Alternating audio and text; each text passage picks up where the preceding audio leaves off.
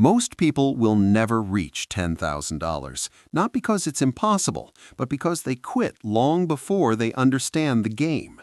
That number sounds small, 10,000. It doesn't sound like wealth. It doesn't sound impressive. And that's exactly why it defeats so many people. Because $10,000 is not about money, it's about endurance. Most people don't fail financially at $1 million. They fail at the first real checkpoint. $10,000 is where excuses run out. At the beginning, everyone feels motivated. They watch videos, they read threads, they plan futures. But motivation dies fast, and when it does, only systems remain. Here's the uncomfortable truth. If you can't reach $10,000, it's not because the system is rigged against you. It's because you never built something that survives friction.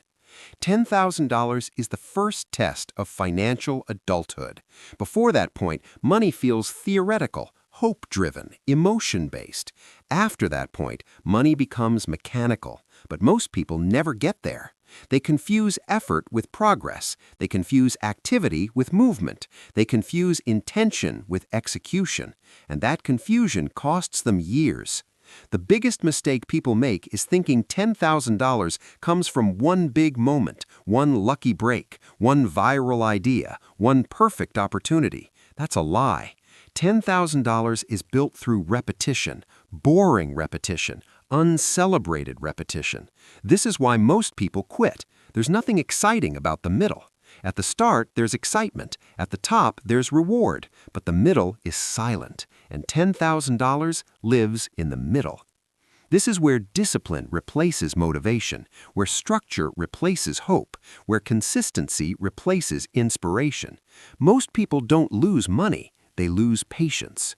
They jump strategies too fast. They change direction too often. They restart every time things feel uncomfortable. And every restart resets progress. This is why so many people stay stuck under the same number year after year, not because they don't try, but because they never stay long enough. $10,000 doesn't require genius. It requires staying power. It requires doing the same thing long after the novelty wears off. This is the point where people start telling themselves stories. I need a better idea. I need more money to start. I need to learn more first. Those stories feel responsible, but they're just disguised delays. Most people don't lack information. They lack follow-through. At the $10,000 level, complexity is the enemy. Simple systems win. That's why people who reach this number often surprise others. They don't look smarter. They don't look more talented. They just stayed. They stayed when results were slow. They stayed when no one was watching. They stayed when quitting would have been easier. $10,000 is where identity starts to shift. Before it, you feel like someone trying. After it, you feel like someone capable. And that shift changes how you think, decide, and act. This is why that number matters more than people realize. It's not about what you buy with it. It's about what it proves. It proves that money can be created, that effort can compound, that systems can work. But to reach it, you have to stop chasing excitement and start building something repeatable. Most people will never do that, and that's why most people never reach $10,000. What separates the people who reach $10,000 from those who never do is not intelligence, it's tolerance for boredom.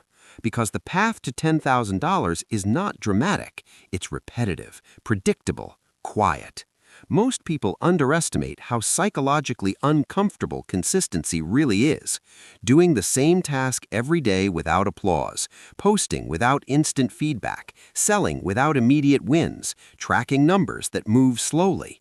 This is where people sabotage themselves. They start optimizing too early. They add complexity. They change tools. They chase new strategies. But $10,000 doesn't reward optimization. It rewards execution. At this level, the winning system is simple. One offer, one channel, one action repeated daily. Not 10 ideas, not 5 platforms, not endless planning. Focus feels restrictive to people who are addicted to options, but options are what keep them broke. $10,000 comes from narrowing, not expanding. This is the moment where identity matters. People who don't reach this number still see themselves as trying. Trying allows escape. Trying has no deadline. People who reach $10,000 see themselves as operators. Operators don't ask how they feel, they ask what needs to be done.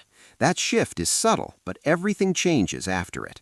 The work stops being emotional, it becomes procedural. And once money becomes procedural, growth becomes inevitable. This is why reaching $10,000 often happens suddenly, not because effort spikes, but because consistency finally compounds. For weeks, nothing changes, then momentum appears.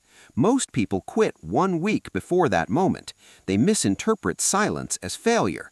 They confuse slow feedback with no progress.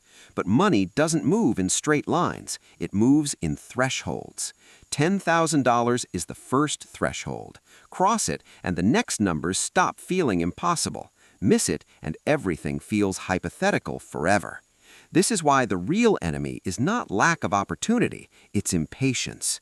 Impatience makes people abandon systems that were about to work. They makes them doubt processes they never fully executed. If you want to reach $10,000, stop asking what's exciting, ask what's repeatable. What can you do today, tomorrow, and next week without burning out?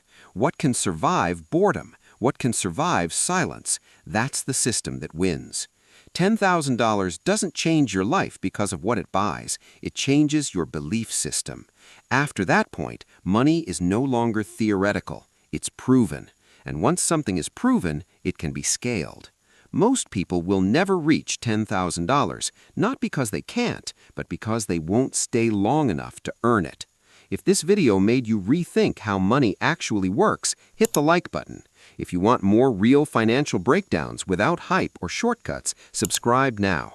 And if you know someone who's stuck below their first real financial milestone, share this with them. Because once you understand why most people never reach $10,000, you stop being one of them.